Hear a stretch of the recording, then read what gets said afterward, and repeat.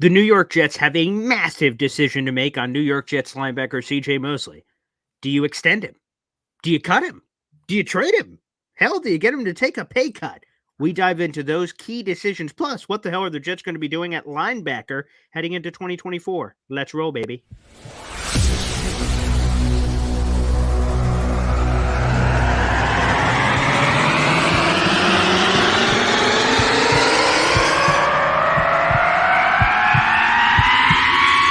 Zoinks! It is unequivocally the Super Bowl for New York Jet fans. Field Yates, baby. Field gosh darn Yates. Let's bring him on the show. Come on, people. Connor Rogers is joining the show. What's up, Connor? But Trevor gosh darn Sycamore, baby, for me, personally, my favorite New York Jet of all time. Wow, it's great to be on. What an intro that was right there. Paul, nobody does an intro like you, man. Paul, you give the best intro of literally any podcast that I've ever been. I'm gonna lose my gosh darn bananas.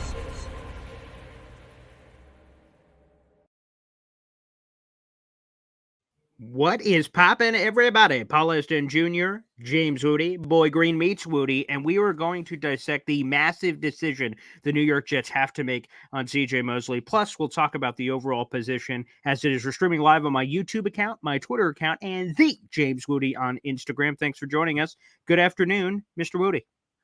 Hey, Boy Green, we meeting Wudi, and now it's time to back it up. All right. It is the linebackers' tremendous position. I had just said, literally the last episode of this show, I just said cornerback room is probably my favorite room.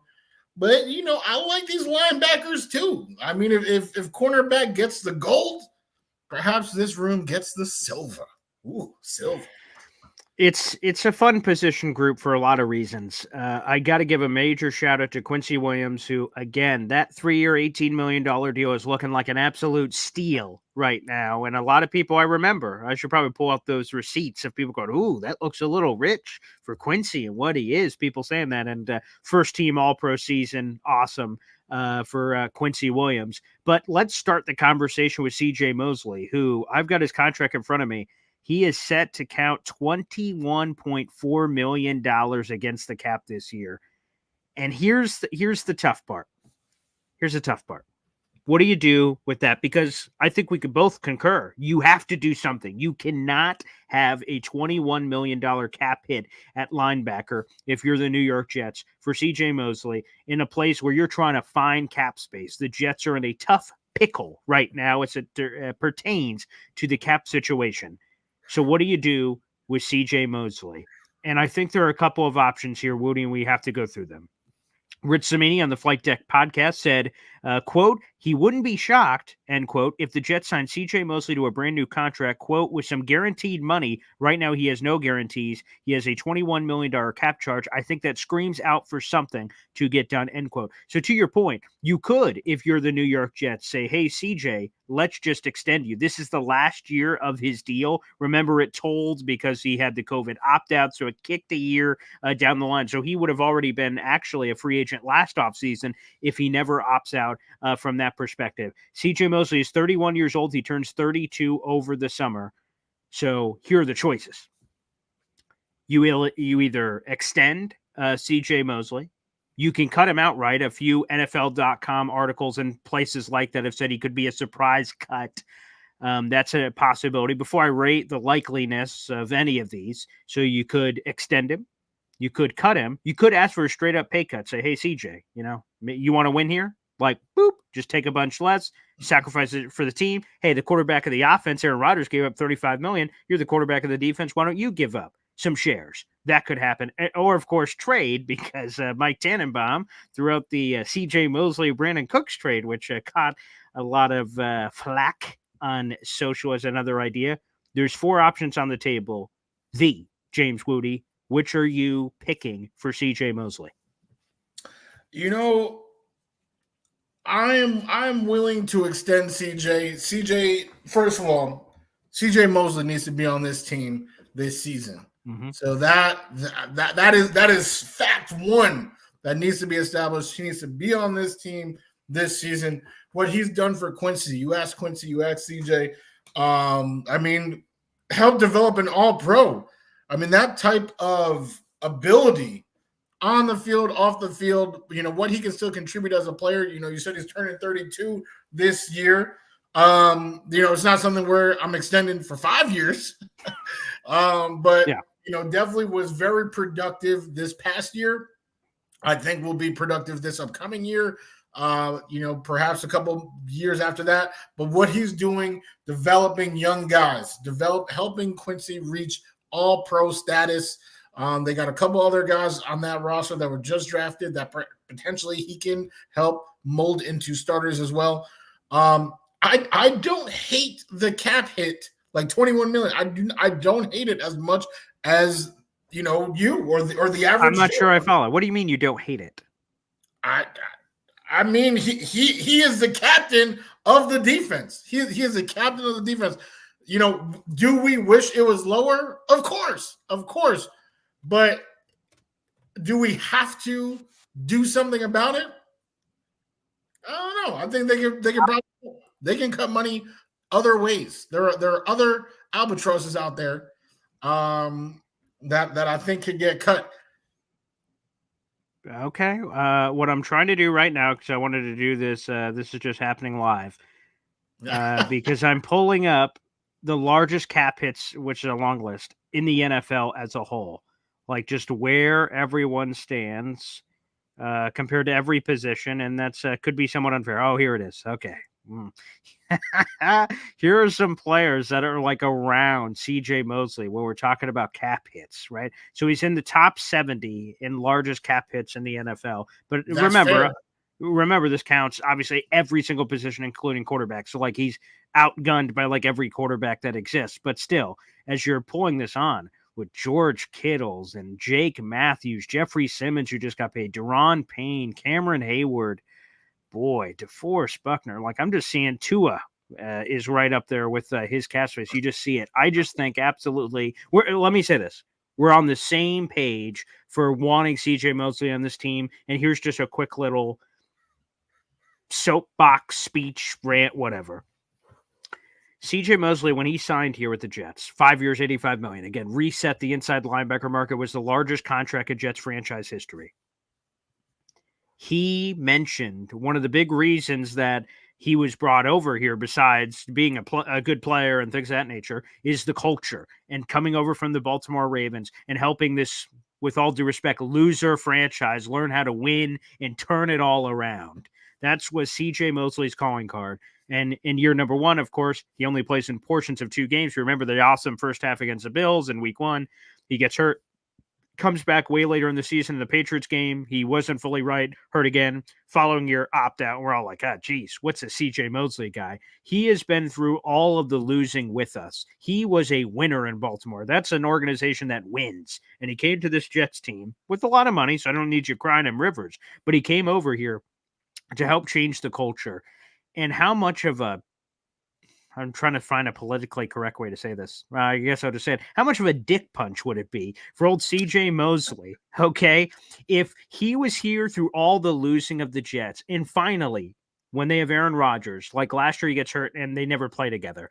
But then you have Aaron Rodgers this year, like, Mosley, you're cut. Or we're moving on. If I'm Mosley, I'm like, son of I went through the slogs. I went through the trenches of Sucking Town. And finally I got here. So I think it would be robbery if somehow CJ Mosley isn't on this Jets team. And let me clarify right from the get-go, I think he's 1,000% going to be on this roster. But when you're in the cap hell that you are and you're the Jets, when I say cap hell, I'm not saying it's inescapable, but the current, like you can't operate. You don't have enough money right now to sign your draft class, let alone everything else they're going to need to do, obviously, to make all the additions and everything that we all think the New York Jets need to make. The $21 million at a off-ball linebacker is way too expensive. You have to change it, but there's a lot of ways to change it. I say I'm with Fritz Samini. Give him the extension, a 2 or 3 year extension, and absolutely punt those cap hits into the back end of the universe. There is a chance, sure, that the Jets could do, as Snowball and a bunch of people here in the comments are saying, a restructure And the restructure would have to be a pay cut because he's already restructured. So it would have to be like a straight up pay cut or the extension by virtue of kicking all that money later into the universe. Now, the danger with that is, I mentioned it, CJ Mosley is 31. He's going to turn 32 over the summer. So he will be 32 at the beginning of the season. When you factor in age and then you could get crazy with the contract and stuff, all of a sudden maybe, here's the thing. CJ Mosley was a second-team All-Pro for the Jets, not this past season, the year prior. Then he helped Quincy get to first-team All-Pro in the season we just saw. So CJ Mosley is a help on the field, off the field. He checks off all those boxes. He's really good. But there's a few areas he could still get got. In coverage, he gets got a few times. But I'm okay with that because he is what he is. Like, the Jets aren't going to be losing games because of CJ Mosley's coverage or lack of coverage ability. But I think, unlike you, Wudi, I think you have to fix that number. That number is egregious. That number is ugly. I would not bring that number home to my mother and say, hey, here's your future daughter-in-law. That's not a number I'm bringing home. That's how bad and ugly that number is. Now, the one thing I would love to do, because I was doing this live at the overall cap hits, which I think is I thought it could be an interesting look, but I think it's too unfair with how the quarterbacks are factored in. So now I'm going to there it is, baby. I'm going to overall inside linebackers, and CJ Mosley is fourth in the NFL with inside linebacker charges behind Fred Warner, Tremaine Edmonds, Olakan, that former Falcons guy, now a Jaguars, then CJ Mosley, and then Demario Davis, our good old buddy. That's the top 5 highest paid inside linebackers in football. One is not like the other, and I love CJ Mosley, but you have to get that number down so you can operate with the rest of what you need to. Quincy, again, is a steal. Think about this. Isn't this funny? Quincy Williams signed a 3-year, $18 million deal. His entire contract is less than CJ Mosley's cap hit this year. Yeah, I think you're making a mountain of a molehill still. I don't think one of those things is unlike the other. All right, CJ Mosley was paid top dollar because he was a top player at his position. You outlined what happened with the Jets, but he did, return to Pro Bowl form, made the Pro Bowl last year, was still an option. Was still, it's not like, he fell off this year, was still an option. Did not get the honor. But I think that what you also outlined, his value off the field, his value on the field, I am okay. I mean, so you'd be willing to keep it. Let me make this clear. You'd be willing to keep his contract exactly as is and look to other areas. That's what you're saying. If we're talking strictly, how are we bringing this cap down? Right? If we are, you're trying to say cap hell. Who are we looking at? Of course, it's easy to look at the top of the list and say, well, CJ's number 1. He has to go down. But, I mean, you don't have to look that much further down the list to see, a couple guys that are actually, like, wildly overpaid. They are wildly overpaid. Now, I mean, you have access to the list. I don't know if I should be saying something. Well, the only thing I will say in terms of obviously, maybe people forget, okay, the CJ Mosley got overpaid in the moment because remember, for 5 seconds, other former Jet great Quan Alexander became the highest paid linebacker in football for 5 seconds. He became the highest paid linebacker in football for the 49ers, and CJ Mosley and his agent said, hold my beer. And the Jets paid $3 million plus more per season, resetting the market at that time, which is why we have this $21 million that we're dealing with now after the fact. That is exactly what the Jets have. So again, the Jets are limited. So like there's 2 people that they could straight up cut that could make money. From the assessment I've learned from Zach Roseblatt, I had him on the show last week. If they choose to do this, CJ Uzomah and Lakin are the 2 people straight up they could cut, and there would be a pile of money outside of CJ Mosley that we're putting aside that could just be straight up money. All the rest you have to do like restructures and backflips and other kind of crazy stuff to make money happen. Now, the Jets can do that. I think Over the Cap said the maximum amount of money and restructures the Jets could make is like $60 million plus or something. And that obviously would also include CJ Mosley.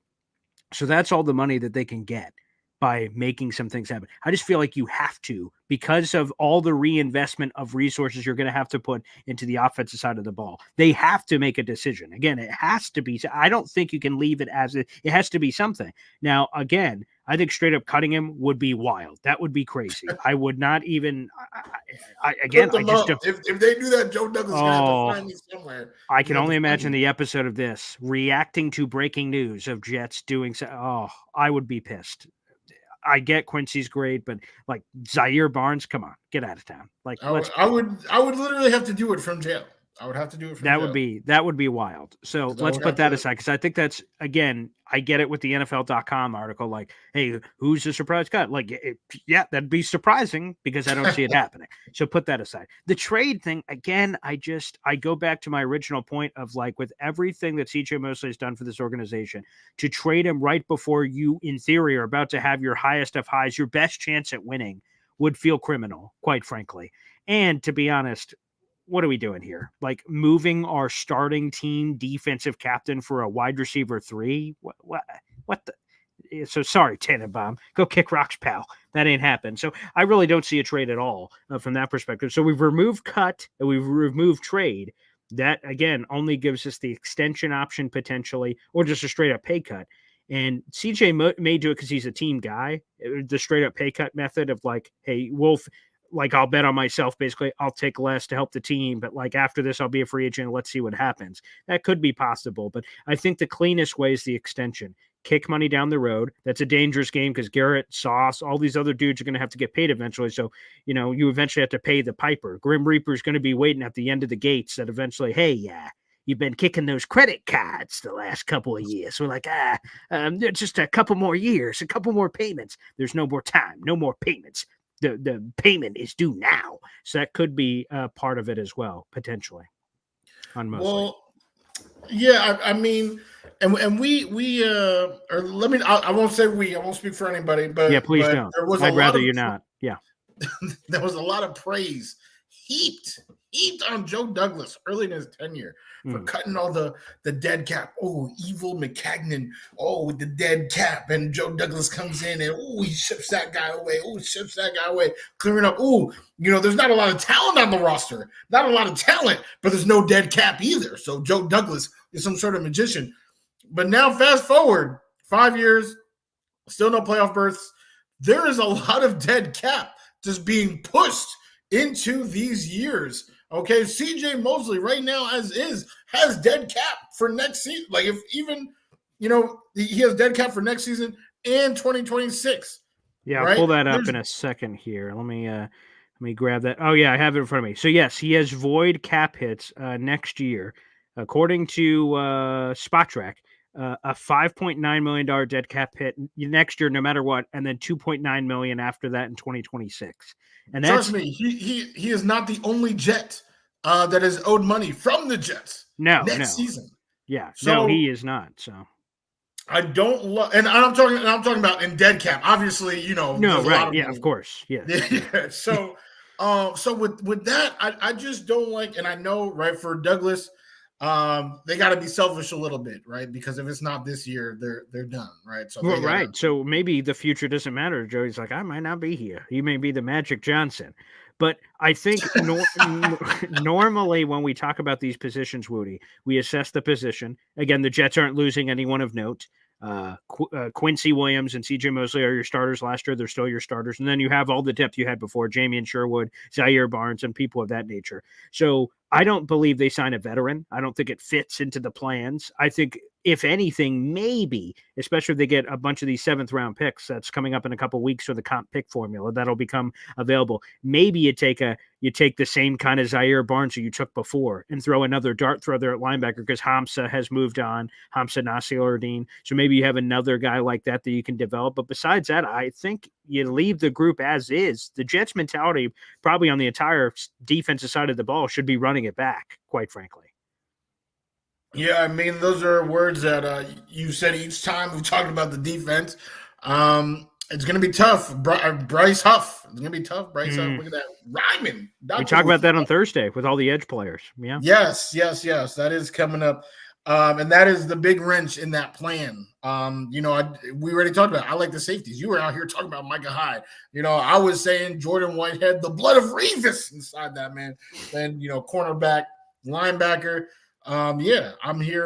We'll see what happens with Bryce Huff. But for linebacker, definitely I would run back. And that's crazy because the first time we spoke, Boy Green, not too long ago, first time we ever spoke, I was talking about these linebackers, and I was talking about CJ Mosley in coverage, which you already touched on today.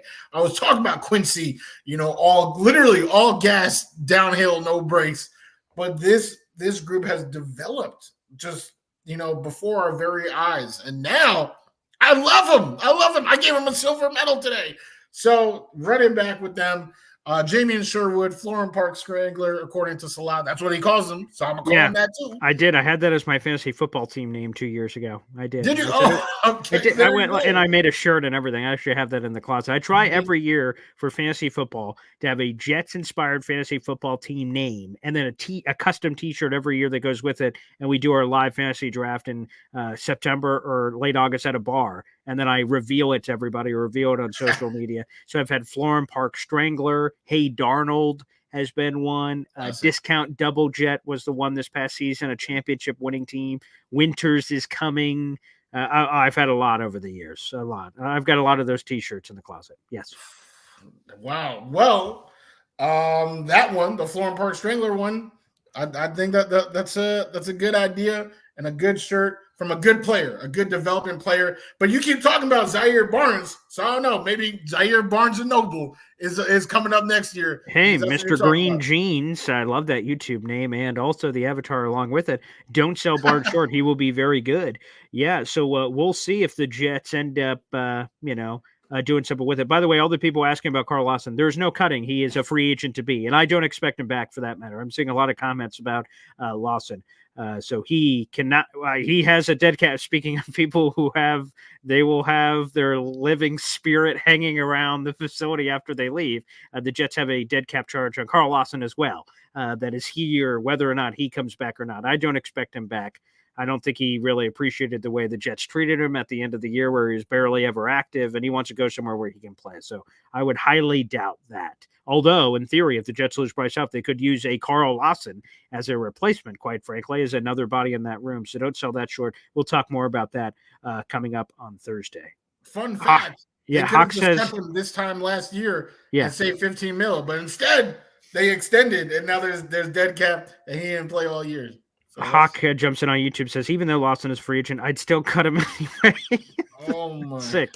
But you're right. That also, which again, although this would be different because, again, with Mosley, I wouldn't go for the restructure.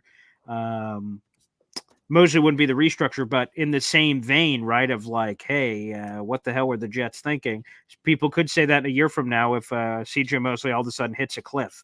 People could be saying that in the same vein. Just because someone asked, I want to make sure I have this pulled up here. I'm trying to get the dead cap hit for next year. Well, Lawson did not have a sizable dead cap hit last year. He wouldn't have. Right? It was like 600,000 or something. They would have saved like all 15 million. And what they did is they approached him and said, "Hey, we're gonna, cut your pay by like, I don't know, 6 million, but we'll fully guarantee the rest." He's like, "Cool, sounds good to me." And but my point is that with CJ, it wouldn't be like that. You still have all this dead cap with CJ. 10 mil dead cap. Oh, here it is. Here's the number. The Jets have $6.3 million in dead cap with Carl Lawson, whether or not he's here or not. So, Joey, I saw you ask that on YouTube. He has $6.3 million in dead cap. That's because of the Jets' decision to push money in the future. So it's not always good. Like, it sounds good in the moment because you get money now. That's, again, Brian Costello did a very good job a couple weeks ago explaining the credit card thing of like, you have money now, but eventually you got to pay the piper down the line. So that was the Carl Lawson part of the argument. Either way, I think we settle here for the inside linebacker conversation, which is a little different than our other structured conversations before, Wudi, that I think you bring him back. I think I personally, I'd extend him. I give him like a 2-year deal or something, add the void years at the back end. So you're just kicking this can down the road in the future. That's a dangerous game to play, but the Jets are all in right now. We can't think about that far into the future. That's Joe Douglas's job, not mine, Boy Green analyst show guy. That's not my job to pay attention to that right now. So I would say extend Mosley. You got Quincy Williams locked up, and then maybe there's another day 3 dart throw you can take depending on your cap space that comes in, or some absolutely undrafted free agent or something. Hey, they had success with that with Tony Adams, Bryce Huff, and all kinds of guys. Maybe you can have another one at linebacker, but I don't see this as a massive need, although things will change on Thursday with the edge rusher conversation. Any final thoughts on this topic that we didn't hit? I mean, I definitely would not bring in anybody new. I'm still fighting for CJ to get his bread. It's all my point before of this dead cap. Joe Douglas has turned into the person that he was trying to avoid, pushing all this money, paying people that are not on the team, and now we're talking about with CJ Mosley. You want to do that again? I mean, an extension would be nice because I mean, after this season, we want him on the team. I would imagine, of course, yes.